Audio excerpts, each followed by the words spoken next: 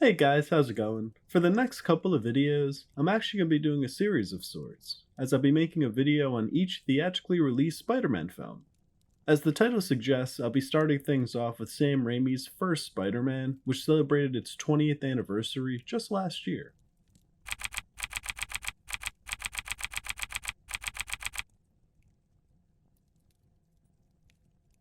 Spider-Man has been one of the most popular superheroes for my entire life, and this first film in the Sam Raimi trilogy is a huge reason as to why. This film nails the origin story so well, and Tobey Maguire provides a great and relatable performance of the character which really nails the essence of who Spider-Man is. You see, the duality of Spider-Man is what makes the character so interesting. Peter Parker is just a run-of-the-mill average teenager who loves photography, isn't very popular, and hasn't been noticed by the girl he has a massive crush on despite living next door to each other ever since he was 6. The Peter Parker aspect of this character is what I believe really latches people in, because in many instances, the hardships and struggles that Peter experiences are even more interesting than the physical altercations Spider-Man finds himself in. He's also just so relatable. As a bit of a nerd, I was never the most popular kid growing up. I've also experienced loved ones passing away, so I've always found it very easy to sympathize with and relate to Peter Parker in this film, and I'm sure I'm not alone in that regard. For a film quite literally titled Spider-Man, you'd think that being bit by a radioactive spider and becoming a superhero would be the most important moment for our titular character. But I'd argue it's actually not. I'd say the classic "with great power comes great responsibility" scene, in conjunction with Uncle Ben's subsequent death, by far have the most impact on our titular hero. You see, these words and the impact that Uncle Ben leaves on Peter are what truly molds Spider-Man into the hero that he becomes. Peter takes this great power that he's received and decides to use it to do as much good as he can, in an effort to keep his Uncle Ben's ideology alive. The main villain of this film mirrors our main protagonist in the sense that he too also has two personas. There's the scientist and father Norman Osborn, and then the chemically altered persona of the Green Goblin.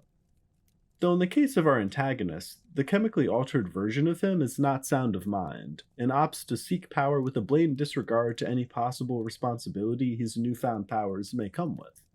Creating a human connection and relationship between Peter Parker and Norman Osborn makes the dynamic between Green Goblin and Spider-Man far more interesting, as it creates a ton of suspense and also complicates the feelings of each combatant. For our main protagonist, he knows that Spider-Man is the only person who can stop Green Goblin, but can Peter bring himself to put down his best friend's father?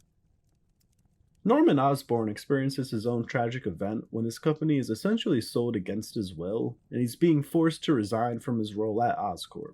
This development infuriates Norman, and he lashes out and says, "You can't do this to me. I started this company. You know how much I sacrificed?"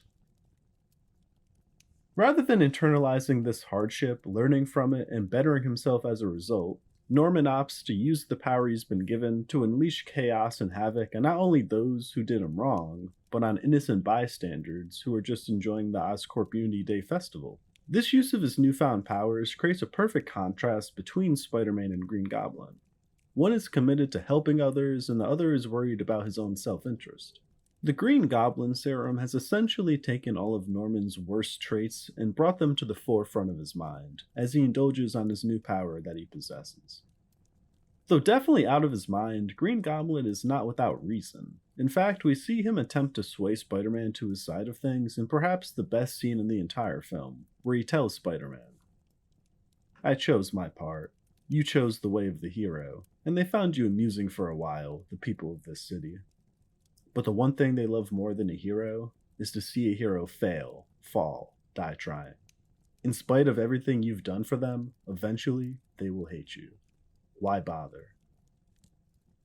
Now, this isn't necessarily an incorrect assertion by Norman here. Love and hatred are very correlated emotions, and one can become the other at the drop of a hat.